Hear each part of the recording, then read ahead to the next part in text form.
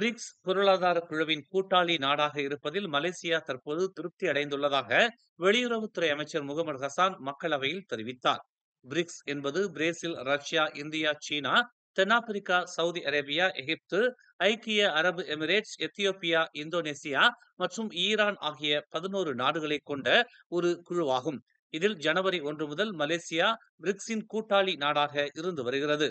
கூட்டாளி நாடு மற்றும் முழு உறுப்பினருக்கு இடையே அதிக வித்தியாசம் இல்லை. கூட்டாளி நாட்டிற்கு கூட்டமைப்பின் முடிவெடுக்கும் செயல்முறையில் வாக்களிக்கும் அதிகாரம் இல்லை என்பதை தவிர வேறு வித்தியாசம் இல்லை என்று அவர் தெரிவித்தார். எனவே நிலைமைகள் மலேசியாவை முழு உறுப்பினராக அனுமதிக்கும் நேரம் வரும் வரை தற்போதைய சூழ்நிலையை சிக்கலாக்க விரும்பவில்லை என்று அவர் தனது அமைச்சின் கீழ் 2026 விநியோக மசோதா மீதான விவாதத்தை முடித்துக் கொண்டு இதனை தெரிவித்தார். அமெரிக்காவுடன் வர்த்தக ஒப்பந்தத்தில் கையெழுத்திட்ட பிறகு மலேசியா பிரிக்ஸ் உறுப்பினரானால் அதன் கைகளும் கால்களும் கட்டப்படும் சூழ்நிலையில் தள்ளப்படுமா என்று கேட்ட பிரிகாத்தா நேஷனல் மாச்சாங் நாடாளுமன்ற உறுப்பினர் வான் அமாட் ஃபைசால் வான் அமாட் கமாலுக்கு அவர் இவ்வாறு பதிலளித்தார். அமெரிக்காவுடன் வர்த்தக ஒப்பந்தத்தில் கையெழுத்திட்ட பிறகு மலேசியா பிரிக்ஸ் அமைப்பில் சேருவது 100 விழுக்காடு வரி உயர்வை தூண்டக்கூடும் என்று கூறப்பட்டது குறிப்பிடத்தக்கது. பிரிக்ஸில் சேர்வதற்கான மலேசியாவின் ஆர்வம் அதன் வர்த்தக சந்தைகளை விரிவுபடுத்தும் விருப்பத்தால் உந்தப்படுகிறது.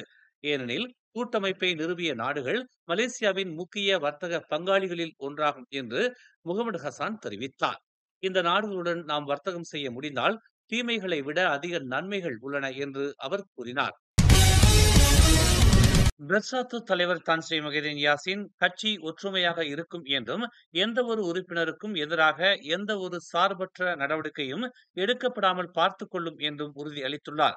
கட்சியை சுற்றியுள்ள பிரச்சனைகள் ஆரம்பத்தில் உணர்ந்ததை விட மிகவும் தீவிரமாகிவிட்டன என்பதை அவர் ஒப்புக்கொண்டுள்ளார். ஆனால் இவற்றை தீர்க்க உறுதியான நடவடிக்கைகள் எடுக்கப்பட்டு வருவதாகவும் அவர் தெரிவித்தார். யாருக்கும் எதிராக எந்த நடவடிக்கையும் எடுக்கப்படாமல் இருப்பதை உறுதி செய்ய தாங்கள் ஒன்றாக நிற்போம் என்றும் யாரும் மற்றொருவரின் பக்கம் நிற்க மாட்டார்கள் என்றும் அவர் கூறினார். என்ன நடந்தது என்பது எங்களுக்கு தெரியும். அது நிறுத்தப்பட வேண்டும். மேலும் எதுவும் எழுப்பப்படக்கூடாது என்று அவர் சுட்டிக்காட்டினார். இன்று இந்த விஷயத்தை தீர்க்க தேவையான நடவடிக்கைகளை எடுத்துள்ளோம் என்று அவர் நேற்று இரவு கட்சியின் உச்சமன்ற கூட்டத்திற்கு தலைமை தாங்கிய பின்னர் செய்தியாளர்கள் மத்தியில் இதனை தெரிவித்தார். மாட்சிமை தங்கிய மலேசிய மாமன்னர் சுல்தான் இப்ராஹிம் சவுதி அரேபியாவிற்கு 4 நாள் அரசுமுறை பயணமாக விஜயம் செய்திருக்கும் நிலையில் அங்கு அல் யமாமா அரண்மனையில் அரசுமுறை வரவேற்பு அவருக்கு வழங்கப்பட்டது. மலேசிய மாமன்னரை சவுதி பட்டத்து இளவரசர் மற்றும் பிரதமர் முகமது பின் சல்மான் பின் அப்துல் அசீஸ் அல் சவுத் வரவேற்றார். அரண்மனையில் நடைபெற்ற முறையான நிகழ்வுகளின் போது இரு நாட்டு தேசிய கீதங்களும் இசைக்கப்பட்டன. பின்னர் மாமன்னரும் பட்டத்து இளவரசரும் அரண்மனை நுழைவாயிலுக்கு செல்வதற்கு முன்பு மரியாதை செலுத்தும் அணிவகுப்பை பார்வையிட்டனர். பார்வையாளர் அறையில் சந்திப்பதற்கு முன்னதாக இரு நாடுகளின் அதிகாரிகளும் தலைவர்களுக்கு அறிமுகப்படுத்தப்பட்டனர். பின்னர் சுல்தான் இப்ராஹிம் அதே இடத்தில் பட்டத்து இளவரசர் நடத்திய அரசு விருந்தில் கலந்து கொண்டார். Penang, George Town, Jalan Dato Ismail Hashim, Sungai Ara, Bayan லெப்பாஸில் நேற்று ஒரு திடீர் குழி ஏற்பட்டதால் சாலை தற்காலிகமாக மூடப்பட்டது. இதனை அடுத்து பொதுப்பணித்துறை அவசர கால தணிப்பு பணிகளை மேற்கொள்ள நிறுத்தப்பட்டுள்ளதாக பினாங்கு உள்கட்டமைப்பு, போக்குவரத்து மற்றும் இலக்கவியல் குழு தலைவர் ஜைரில் கீர் ஜொஹாரி தெரிவித்தார். எந்த உயிரிழப்பும் ஏற்படவில்லை என்று அவர் தமது முகநூல் பதிவில் குறிப்பிட்டுள்ளார். வாகன ஓட்டிகள் அந்த பகுதியை கடந்து செல்லும் போது எச்சரிக்கையாக இருக்கவும், போக்குவரத்து ஊழியர்கள் மற்றும் பணியில் உள்ள தொழிலாளர்களின் அறிவுறுத்தல்களை பின்பற்றவும் அவர் அறிவுறுத்தினார்.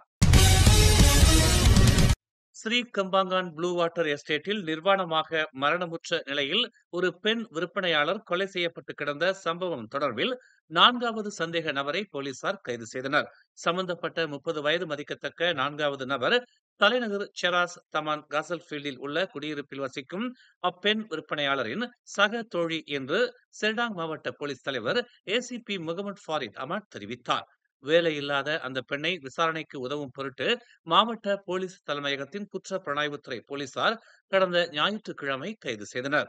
தற்போது ஒட்டுமொத்தமாக கடந்த வெள்ளிக்கிழமை மேற்கொள்ளப்பட்ட சோதனை நடவடிக்கையில் அப்பெண்ணின் முன்னாள் காதலன், வளர்ப்பு அண்ணன் என 24 முதல் 30 வயதுக்குட்பட்ட 3 ஆடவர்கள் உட்பட 4 பேரை போலீசார் கைது செய்தனர். இதில் விசாரணையை முழுமைப்படுத்த உதவும் சாத்தியம் கொண்ட மேலும் சிலரை தேடும் முயற்சிகளை போலீசார் மேற்கொண்டு வருவதாக தெரிவிக்கப்பட்டுள்ளது. இருந்த போதிலும் தற்போது மேற்கொள்ளப்பட்டு வரும் விசாரணை தொடர்பில் விரிவான விளக்கமளிப்பை கொடுக்க முடியாது என்று செய்தியாளர்கள் மத்தியில் ஏசிபி முகமது ஃபாரிட் அமாட் தெரிவித்தார். குவாந்தான் தெலிமோங் ஜலான் காரா குவாலபிலா 19வது மைலில் உள்ள ஒரு தோட்டத்தில் எண்ணெய் பனை ஓலைகளின் குவியலுக்கு அடியில் ஒரு பெண்ணின் சிதைந்த உடல் கண்டெடுக்கப்பட்டது.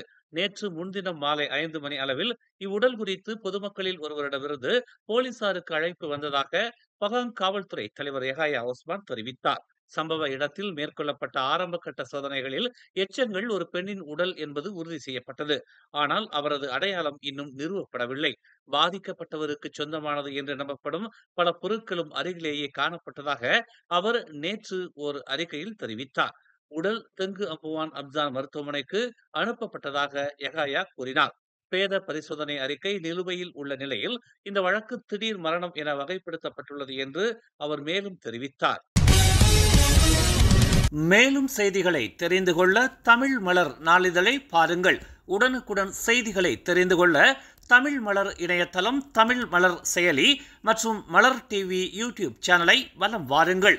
எங்களோடு இணைந்திருக்க மலர் டிவியை பதிவு செய்து கொள்ளுங்கள். உறவுகள் மகிழ்ந்திட விருப்பம் மற்றும் பகிர்வு சேவையை சொடுக்கிடுங்கள்.